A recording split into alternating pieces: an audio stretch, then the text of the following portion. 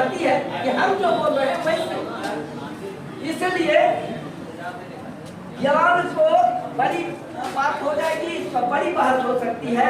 ज्ञान को सत्ता के जंगल से निकालना।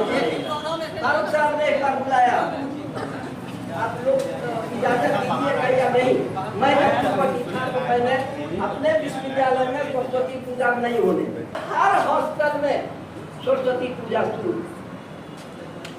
तो सरस्वती पूजा का मतलब नहीं है, मतलब यह है कि सत्ता का कोई धर्म नहीं होगा, शिक्षक का कोई धर्म नहीं होगा, वो घर के अंदर पूजा करेगा।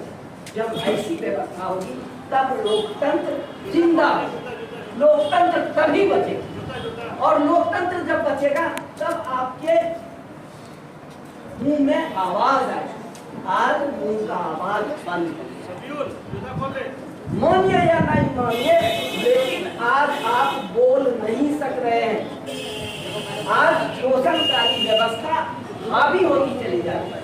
इसलिए मैं आप छात्रों से यह निवेदन कर रहा हूँ, सिर्फ एक आत्मकथा को एक बार नहीं 3 महीने में उसको समाप्त की।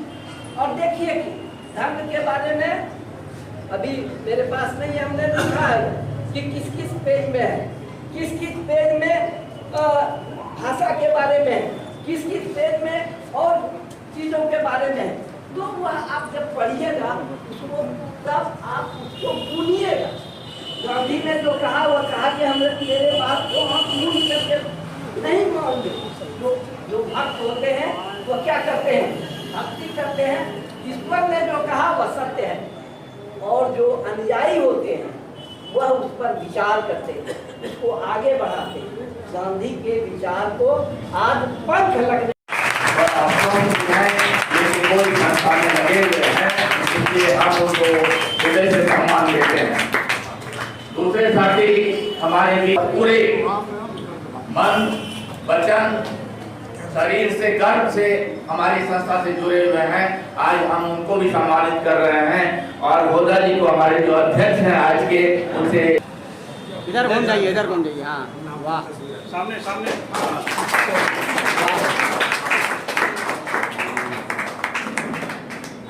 अब हम गांधी शांति प्रतिष्ठान की ओर से आप सभी मीडिया कर्मियों का अभिवादन करता हूं कि आपके माध्यम से लाखों और करोड़ों लोगों तक जो गांधी के विचार हैं वे पहुंचेंगे, इसके लिए पुनः आपका अभिवादन है। और आज का विशेष कार्यक्रम गांधी की जयंती पर, साथ ही साथ हमारे द्वितीय प्रधानमंत्री लाल बहादुर शास्त्री की भी जयंती है, उनको नमन करते हुए मैं कहना चाहूँगा कि ये कार्यक्रम टेकिंग गांधी टू स्कूल, जो 89-90 के दौरान पूरे देश में शिला पूजन के दौरान जो स्थिति बनी थी, जो नफरत का माहौल था, उसमें गांधी को सही परिप्रेक्ष्य में छात्र छात्राओं के बीच में लाने के लिए ये कार्यक्रम शुरू किया। तब से अनवरत रूप से ये कार्यक्रम संचालित हो रहा है। गांधी पढ़ने और पढ़ाने की चीज़ नहीं है, जीने की चीज़ है। इसलिए गांधी जी ने कहा था कि मेरा जीवन ही संदेश है, my life is my message. तो उन्होंने जो जीवन जिया उसमें कहीं कोई भेदभाव, कहीं कोई सांप्रदायिकता की बू नहीं थी। आज हम धर्मांधता के दौर में धार्मिक होने का ढोंग रचते हैं, लेकिन धार्मिक हैं ही नहीं, हम सांप्रदायिक हैं और हम असहिष्णु हैं। और जो धर्म भीरू व्यक्ति अगर असहिष्णु होता है तो वो सांप्रदायिक होता है। यही फर्क है धार्मिक और सांप्रदायिक में, between the religious and communalist में।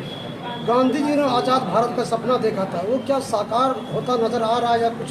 देखिए, सपने तो बहुत उन्होंने अच्छे देखे थे, लेकिन उसके लिए काम नहीं किया गया है। यही वजह थी कि आज़ादी के बाद एक तो पहले मुल्क का बंटवारा हुआ, एक वो हुआ, दूसरा झटका ये लगा कि जो सियासतदान हुए वे लक्ष्य निर्धारित नहीं कर सके।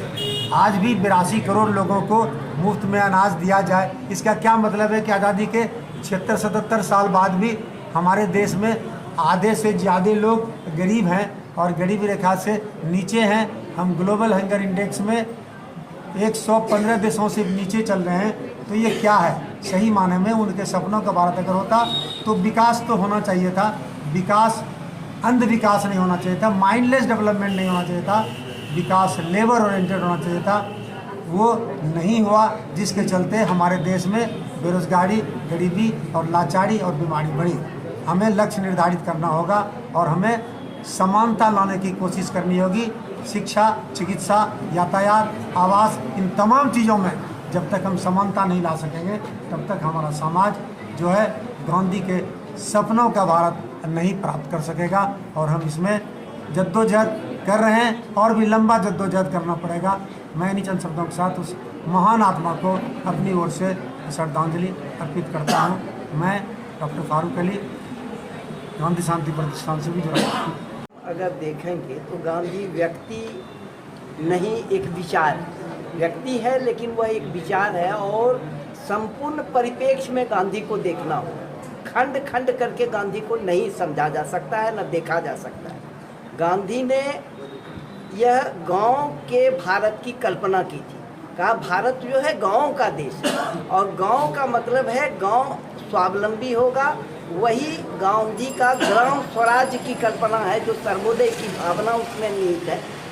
और वहाँ से शुरू होता है जहाँ ट्रस्टीशिप है, जहाँ गांव की सारी व्यवस्था गांव के लोग करते हैं, तो स्वाभाविक रूप से स्वच्छता का भी सवाल आता है। गांधी से एक बार ये पूछा गया कि बापू गांव में किस तरह से काम किया जाए, तो उन्होंने कहा कि गांव के लोगों के साथ, गांव के लोगों के द्वारा काम करना होगा, लेकिन गांव में बाहर के संसाधन से सफाई का प्रबंध हो, यह मैं नहीं चाहता। जब तक वह अपने लिए सभ्यता सीखते नहीं है तब तक उनको गंदगी में रहने दी। इसका मतलब है कि स्वाश्रयी गांव की कल्पना गांधी की थी।